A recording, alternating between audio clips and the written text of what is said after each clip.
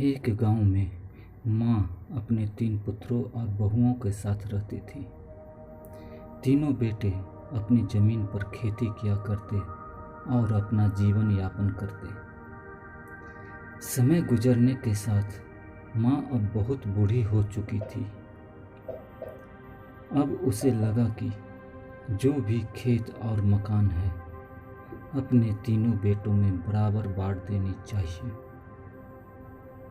तो एक दिन माँ ने तीनों बेटों को बुलाया और गांव के सरपंच के सामने अपनी जायदाद बराबर बांट दी। फिर कुछ समय के बाद तीनों बहू बेटों में ये बहस होने लगी कि माँ को कौन रखेगा। बड़ा बेटा बोला मंझले से कि तुम्हें जो जमीन मिली है वह ज़्यादा कीमती है, इसलिए माँ को तुम रखोगे। इस तरह मंझला बेटा अपने छोटे भाई को बोला। अब छोटा वाला बेटा बहू भी अपनी माँ को रखने को तैयार नहीं थे। ये सब देख बूढ़ी माँ को बहुत खराब लगा। फिर कुछ सोचने के बाद उसने एक तरकीब निकाली। उसने तीनों बेटे और बहुओं को फिर से बुलाया और बोली, बेटा मुझसे एक गलती हो गई है। मैंने सारा जमीन मकान तो तुम तीनों में बराबर बांट दिया, पर मेरे पास मेरे पहले की कुछ गहने हैं जो हमारी पेटी में है, जिसे मैंने अभी तक नहीं बांटा। इसलिए अब ये गहने मैं उसी को दूंगी जो मुझको रखने को तैयार होगा। दरअसल उस बूढ़ी माँ ने अपनी एक पुरानी पेटी में कुछ ईंट पत्थर और कुछ रद्दी कागज को भर दिया और उसमें एक ताला जड़ दिया।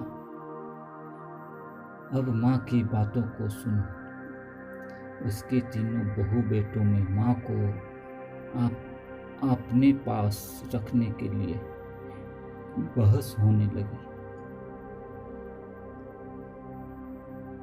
तभी माँ ने तीनों को एक तरकीब सुझाई कि मैं तीनों बेटों के पास एक साल रहूंगी और जो मेरी सबसे अधिक सेवा करेगा मैं उसी को ये गहने अंत में दे दूंगी।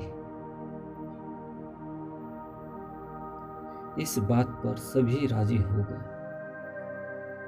फिर क्या था, माँ सबसे पहले अपने बड़े बेटे के पास रहने गई और साथ में वह पेटी भी ले गई। बेटा बहू उस पेटी की वजन को देख बहुत खुश हुए और 1 साल तक माँ की तन मन और धन से सेवा करने लगे। इसी तरह वह अपने तीनों पुत्रों के पास रहने लगी और तीनों बेटों बहू उसकी सेवा करने लगी। इस तरह बहुत समय गुजर गया। अब माँ इस दुनिया को छोड़ चली गई और वह पेटी उसके मंझले पुत्र के हिस्से में आया। फिर उसके बेटे ने वह पेटी को बहुत उत्साह के साथ खोला। उसे लगा बहुत सारा गहना अब उसे मिलने वाला है, पर जब पेटी खुला तो तीनों बेटे और बहुओं की आंखें फटी की फटी रह गई। पेटी में कुछ ईंट पत्थर और कुछ रद्दी कागज के अलावा कुछ नहीं था।